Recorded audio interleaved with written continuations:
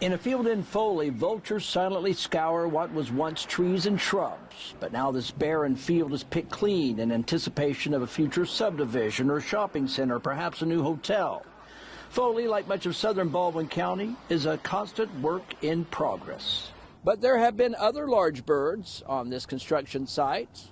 Yesterday, what appeared to be 2 ospreys nesting on a pole just to the left of that pile of debris.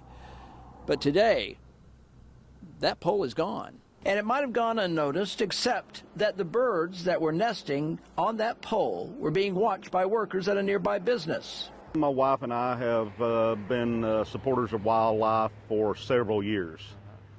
So it's nothing unusual for us to notice anything out of the place. This man, who does not want to be shown, is an avid kayaker and says he's used to seeing trees and poles in rural areas capped with the nest of raptors like ospreys. That's what he says appeared to be inhabiting the top of that utility pole in this field just off Highway 59 in Foley, until yesterday.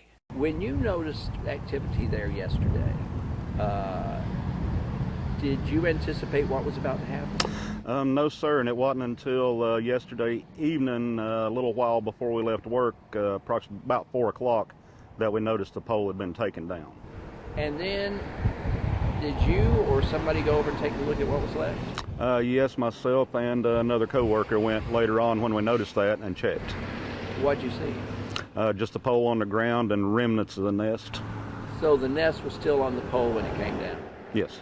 Sure enough, security camera video taken nearby revealed that moment when heavy equipment was used to take the pole down. It turns out nesting raptors such as eagles and hawks and ospreys are protected while nesting by something called the Migratory Bird Act. The couple notified the Alabama Department of Conservation and Natural Resources in an effort to see if the downing of the pole with the nest was indeed a violation of that law. And what do you want the public to know, regardless of the outcome of our investigation on this? Doesn't mean that the wildlife has to be harmed. There are ways to do things the right way. And that's all we're really interested in.